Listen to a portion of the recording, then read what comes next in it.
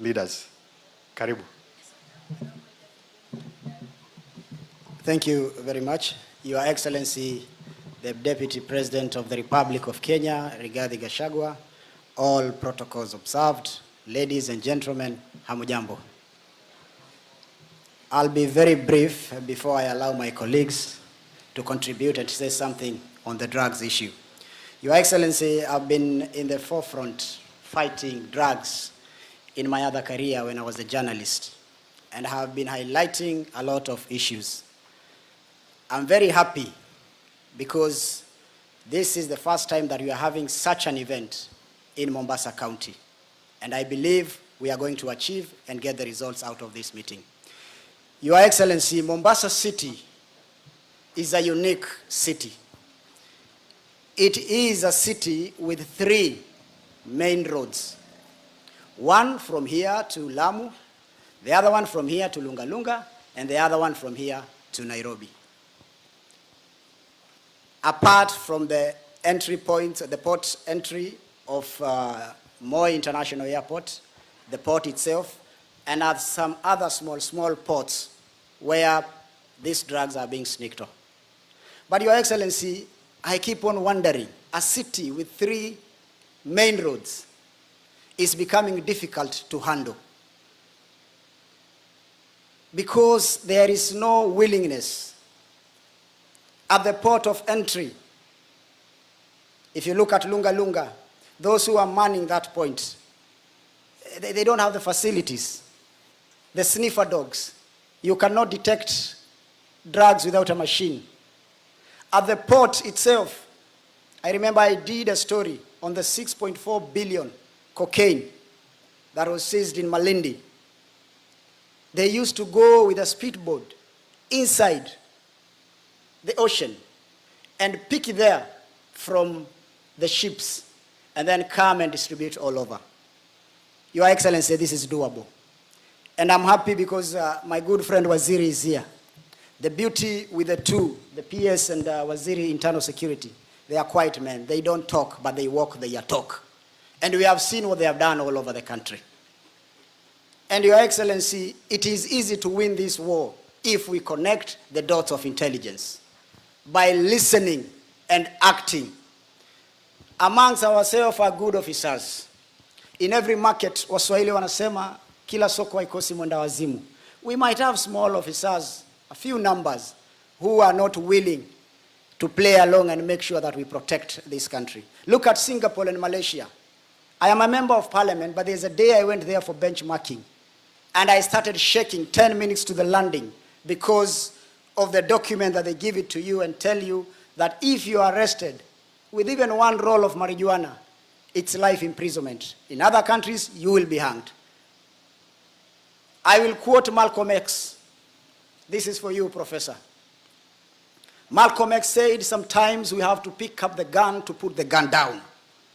In this case, we have to pick up the gun to put the drugs down. And we are not going to complain. Whether they will be killed, whether they will be hanged, we want this generation, the coming generation, to enjoy their lives. Today, Your Excellency, you will be visiting Nyali constituency. Of course, you are in Nyali constituency, but you will be going to another ward called Freer Ward. It is clean. It is the base and hub of those addicts. But today it is clean because you are coming. If you leave today in the evening, more than 1,000 will be there. Nakada should pull up their socks. I've heard you saying about some areas in Mombasa. That is your own opinion, Paul. You need to ask us, the leaders, and we will tell you where the problem is. You haven't mentioned Nyali, Mkomani, Shauri Yako, Majengo Mapya. You haven't mentioned where I have problem. And now we had a problem of hard drugs. Now we have another problem coming in big time.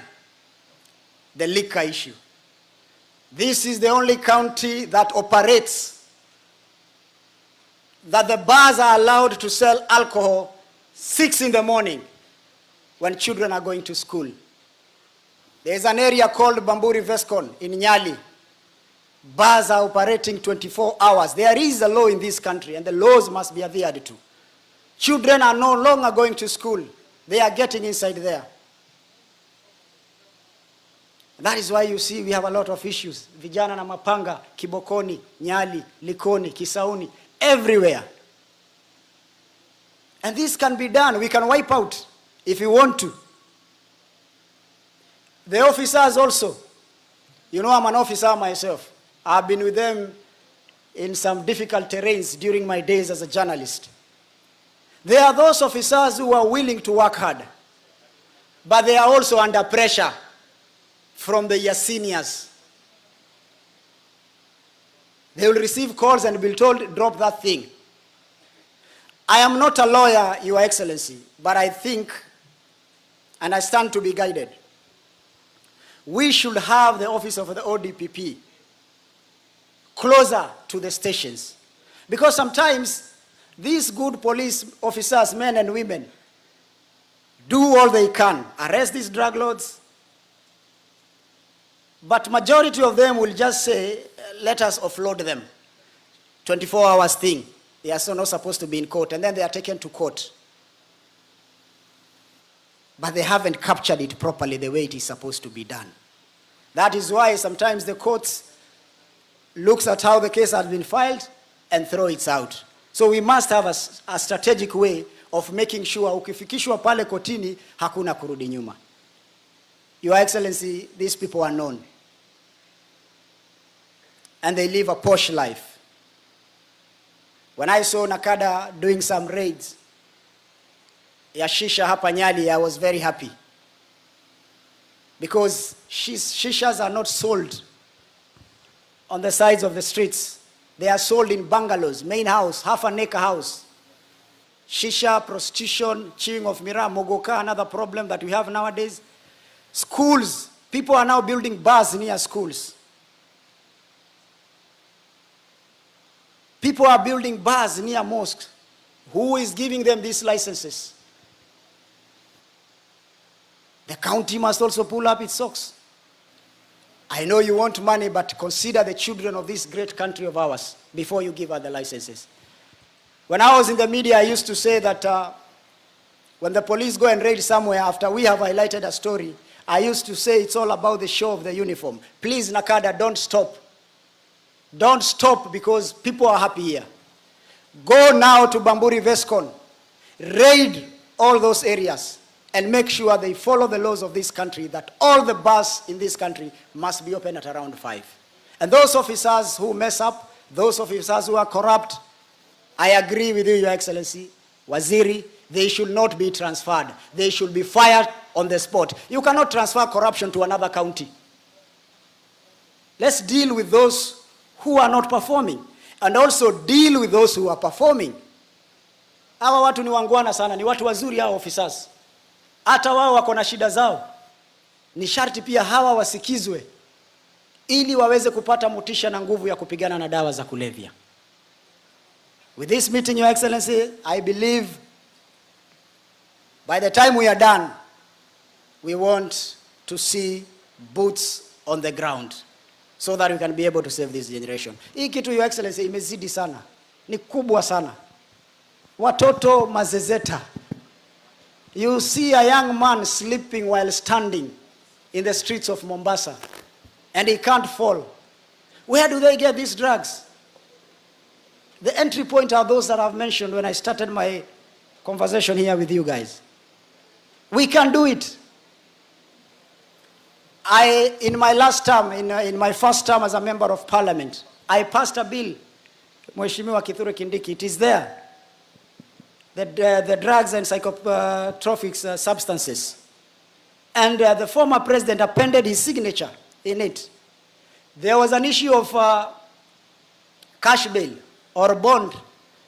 You arrest a drug baron with cocaine worth 300 million. He gets a bond of 500,000. He can afford. But now we have changed. We have given you the opportunity to share their property. We have given you the opportunity that if they write any property under their children, you take it, because there is no class 6 boy or a Form 1 boy who can afford a bungalow worth 100 million. Take it. It belongs to the government of Kenya. Turn those houses into rehabilitation centers and heal the nation. I am an angry man because I know what the drugs have done to my people. And this should come to an end. In the next meeting that you are going to have, let us celebrate the results. Hawa watu si wa kubembeleza, ni watu wa kulima msumari kwa nyundo. Ukiona unagonga, kwa sababu they are making a lot of money and they are destroying the youths of this country. Your Excellency, nikiendelea hivi sana nitaongea. Allow me now to be able to invite my colleagues, and because of time I'll go per county, but allow me to start with our deputy leader of majority, buyer, the landman. Karibu sana.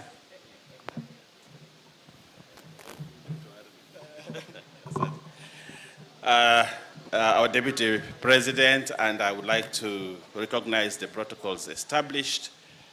And Mbunge wa Nyali, I like your zeal.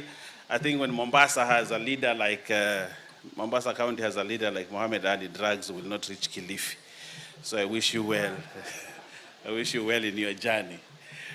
But I want to say this, Deputy President. You see, this drug issue,